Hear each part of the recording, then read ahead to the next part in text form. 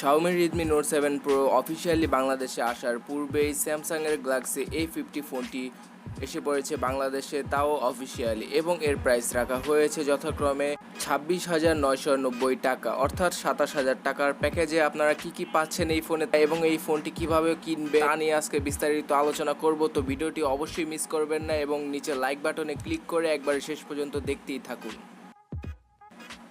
প্রথমে শুরু করা যাক এর ডিসপ্লে থেকে। এখানে 6.4 ইঞ্চির একটি full HD plus super AMOLED display পেয়ে যাবেন এবং এই ডিসপ্লেতে একটি বিশেষত্ব হচ্ছে এখানে অলওয়েজ অন ডিসপ্লে রয়েছে, অর্থাৎ আপনার ফোনটিকে যদি আপনি লক করে দেন তাহলেও কিন্তু এটার উপরে একটা ভাসমান ডিসপ্লে থাকবে, যেটার সাহায্যে আপনারা সময় এবং অন্যান্য সব নোটিফিকেশন দেখতে পারবেন, যদিও এই ফোনে নেই কোনো নোটিফিকেশন লাইট। এবং এই ডিসপ্লেটা হচ্ছে স্যামসাংয়ের ইনফিনিটি ইউ ডিসপ্লে, যেখানে নাকি ডিসপ্লের একবারে উপরের দিকে সেলফি ক্যামেরাটা দেখতে পারবেন ছোট একটা ইউ শেপের নচের ভিতরে, এবং এই সেলফি ক্যামেরাটি হচ্ছে 25 মেগাপিক্সেলের।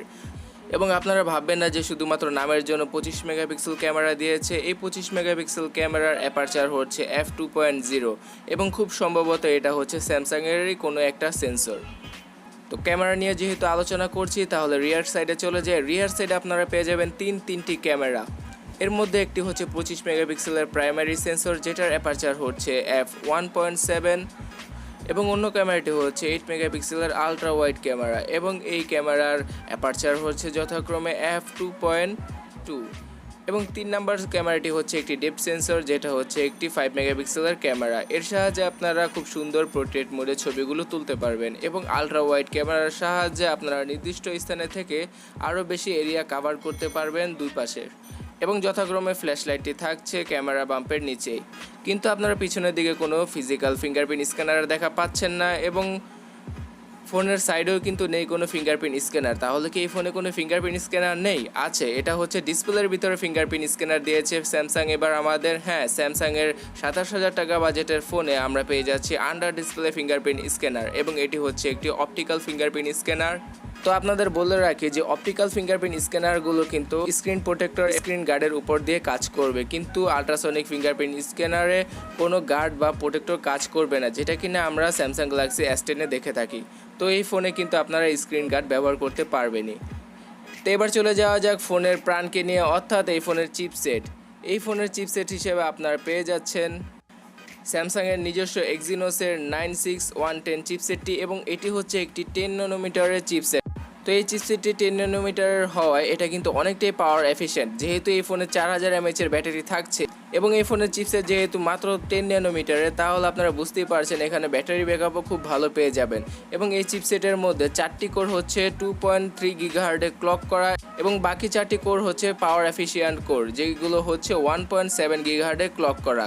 আর এখানে গ্রাফিক্স হিসেবে আপনারা পেয়ে যাবেন মালি G72 MP3 গ্রাফিক্স, এবং এই ফোনের আন্তত বেঞ্চমার্ক স্কোর কিন্তু 1,46,000 কি 44,000-এর ভিতরে। তো আপনারা বুঝতেই পারছেন এটা স্ন্যাপড্রাগনের 660 থেকেও একটু ভালো বিল্ডের প্রসেসর, এবং 10 ন্যানোমিটারের থ্রেডে বিল্ড হওয়ায় এই ফোনের চিপসেটটি কিন্তু অনেকটাই পাওয়ার এফিশিয়েন্ট এবং খুব দ্রুত কাজ করবে। আপনারা এই ফোনের ব্যাকসাইডটি দেখে মনে করছেন যে গ্লাস বডি হবে, আসলে তা নয়। এখানে পলিকার্বনেটের গ্লসি ফিনিশ দেওয়া হয়েছে, প্লাস এখানে যে ডিসপ্লেতে প্রোটেকশন ব্যবহার করা হয়েছে সেটা হচ্ছে মাত্র কর্নিং গরিলা গ্লাস 3।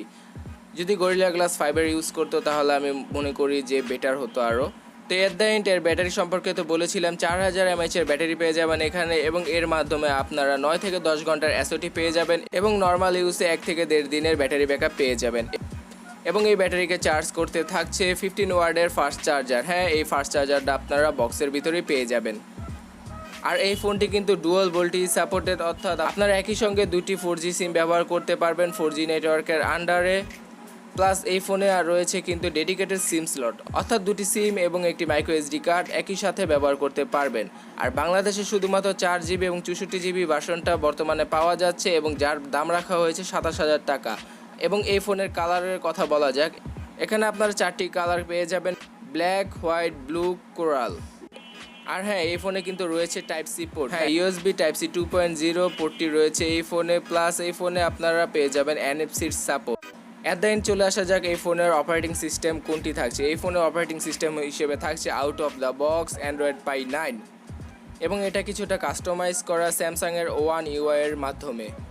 তো আউট অফ দ্য বক্স আপনারা অ্যান্ড্রয়েড 9 পায়ের দেখা পেয়ে যাবেন। তো এবার লাস্ট কথায় আসি যে এই ফোনটি আপনার জন্য গ্রহণযোগ্য কিনা। হ্যাঁ, 27,000 টাকার প্যাকেজে স্যামসাংয়ের পক্ষ থেকে এই ফোন আমরা গত কয়েক বছর আগে চিন্তাও করতে পারতাম না। বর্তমানে তারা শাওমিকে কঠিন প্রতিদ্বন্দ্বী মনে করছে এবং এর জন্যই কিন্তু তারা খুব কম প্রাইসে এরকম প্যাকেজ আমাদের দিতে পারছে। বর্তমানে আন্ডার ডিসপ্লে ফিঙ্গারপ্রিন্ট স্ক্যানার এবং ভালো চিপসেট এবং ভালো ক্যামেরা কোয়ালিটি নিয়ে স্যামসাং কিন্তু আমাদের 27,000 টাকায় এই প্যাকেজটি দিচ্ছে। যদিও এটার দাম ইন্ডিয়ায় 19,000 টাকা, যেটা কিনা বাংলাদেশে সম্ভবত 23 থেকে 24,000 টাকার পড়ার কথা ছিল। তবে বাংলাদেশে যেহেতু স্যামসাং ফোন উৎপাদন করে না, তাই তাদের একটা এক্সট্রা ভ্যাট এবং এসডি দেওয়া লাগে বাংলাদেশ সরকারকে। সেই দিকটা বিবেচনা করলে 27,000 টাকা এটা আপনাদের জন্য একটা পারফেক্ট প্যাকেজ বলে আমি মনে করি। তো এই ফোনটিও কিন্তু বর্তমানে শুধুমাত্র অনলাইনে পাওয়া যাচ্ছে এবং অনলাইনে পিক আপ বুথে আপনারা দেখতে পাচ্ছেন, স্ক্রিনশটটি আমি নিয়েছি, এখানে কিন্তু পিক আপ বুথে গিয়ে আপনারা এই ফোনটি ডাইরেক্টলি বাই করতে পারেন। এবং অফলাইনে বা শোরুমে এটা অ্যাভেলেবল হবে কি না সেই সম্পর্কে কিছু জানায়নি স্যামসাং। তবে আপনি আমার চ্যানেলটিকে সাবস্ক্রাইব করে পাশের বেল আইকনটিতে ক্লিক করে রাখুন, যাতে পরবর্তী কোনো নিউজ পেলে আমি আপনাকে জানাতে পারি। আর এই সম্পর্কে আপনার মতামত অবশ্যই আমাকে কমেন্ট সেকশনে জানাবেন এবং যাওয়ার আগে ভিডিওটিতে করে দিন একটি লাইক। এবং এই চারপাশে 4টি ভিডিও দেখতে পারেন, এগুলো আপনার জন্য ইম্পর্টেন্ট হতে পারে। তো এই পর্যন্ত দেখার জন্য আপনাদের অনেক অনেক ধন্যবাদ। দেখা হচ্ছে পরবর্তী ভিডিওতে। টাটা।